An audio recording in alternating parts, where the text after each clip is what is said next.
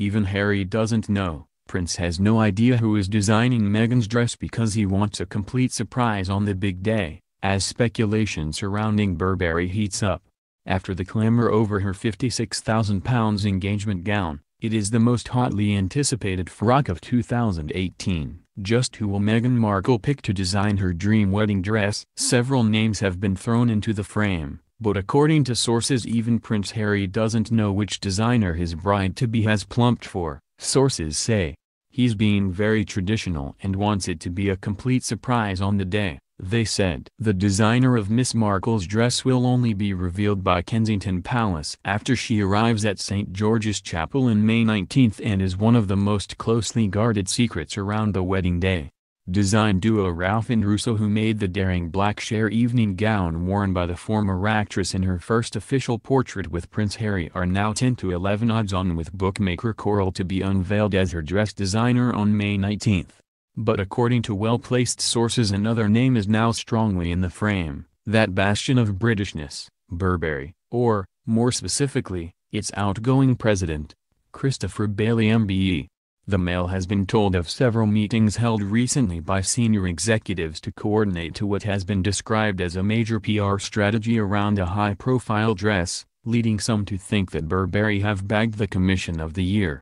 These meetings have been shrouded in secrecy, but it is understood that they concern the PR strategy for a seriously high-profile dress, they said. No one knows for sure whether Burberry has secured the commission for definite, as this is all being done very much on a need-to-know basis. But there can be no more high-profile dress this year than Meghan's. Royal brides, from Queen Victoria onwards, have made a point of sporting a British designer. Although Burberry is not renowned for its wedding dresses, it is a very strong homegrown name and does boast one of the talented men on the fashion scene, Christopher Bailey, at its helm, much like Sarah Burton at Alexander McQueen, who personally designed the Duchess of Cambridge's wedding gown. When he took over 17 years ago, the brand's reputation had suffered badly after its distinctive check became fashionable on the football terraces and with soap stars. As chief creative officer and president, Bailey took Burberry from a not particularly fashionable heritage rainwear brand to a high-end, cutting-edge design name. Although he stepped down as chief creative officer of firm last month, he remains with the company, clearly with time on his hands until the end of this year, and many think it would be a fitting swan song for the designer. Certainly the royal bride-to-be has been seen in dozens of Burberry pieces over the years, most recently a £1,995 check coat in Edinburgh. Prince Harry also wore one of their overcoats for the couple's official engagement photographs. By coincidence, Prince Charles's head of communications, Julian Payne, also used to be the company's vice president of PR and communications. Last week British designer, Henry Holland, also put his weight behind Bailey, saying that he believed designing Meghan's dress would be his final bow for Burberry.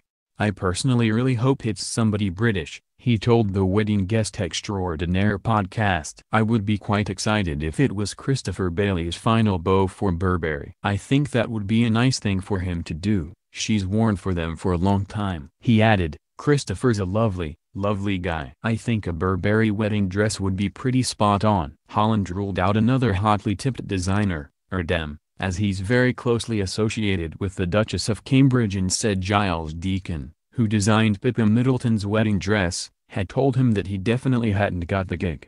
The tradition of picking a headline designer for a royal wedding dress was established by Queen Victoria in 1840, when she chose a crinoline-style court dress in white silk satin made by Mary Bettins with lace designed by William Dyce, head of the Government School of Design.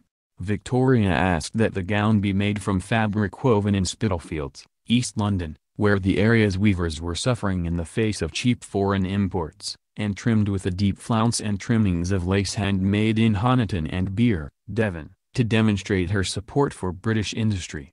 The present Queen chose a design by Norman Hartnell, saving up her ration coupons to pay for the gown, which featured 10,000 seed pearls, and a 13-foot, star-patterned lace train.